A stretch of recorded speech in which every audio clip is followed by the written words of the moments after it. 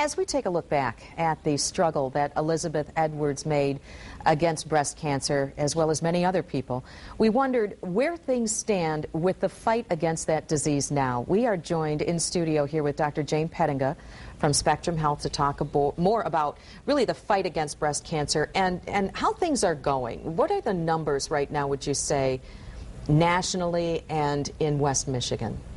Well, West Michigan pretty much reflects how things go nationally. Okay, so it's about even then as far as it's not like there's more here or anything like that. No, no. Okay. Unfortunately, there's too much everywhere. Right. If a woman lives to be 95, she has about a 10% chance of getting breast cancer. The good news, though, is that we have better and better treatments all the time.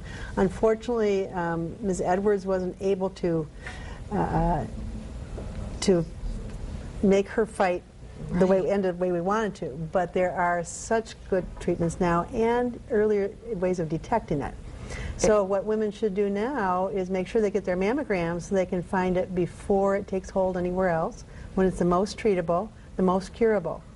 Yeah, And I was going to say, we've heard some mixed messages, it seems like, in the last couple of years regarding mammograms as well as self-breast exams. What are your thoughts on that? as far as self-breast exams go, how else are we going to find it? Absolutely. About 15% of breast cancers are found by women themselves or by their doctors, and the only way we can do that is by checking ourselves. So I think it's a good thing to check your breasts. As far as mammograms go, a recent article came out, a study from Europe, that definitely showed that for women between 40 and 50, those that get regular mammograms decrease their risk of dying of breast cancer. So the studies that had been looked at by the governmental task force before did not include the more recent studies, and most of the experts agree that women starting at 40 should get regular mammograms. I was just going to say, let's go over really what the stats are. So then women starting at 40. Yes, every year. Okay. What about the treatments? We touched on that briefly. What are some of the things that we're doing in today's day and age to combat the whole breast cancer thing? The biggest thing that's coming on now is something called targeted therapies.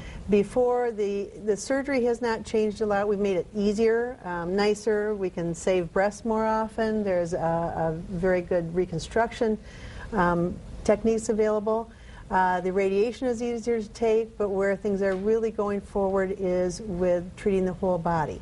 Chemotherapy, hormone treatment, and now these targeted therapies.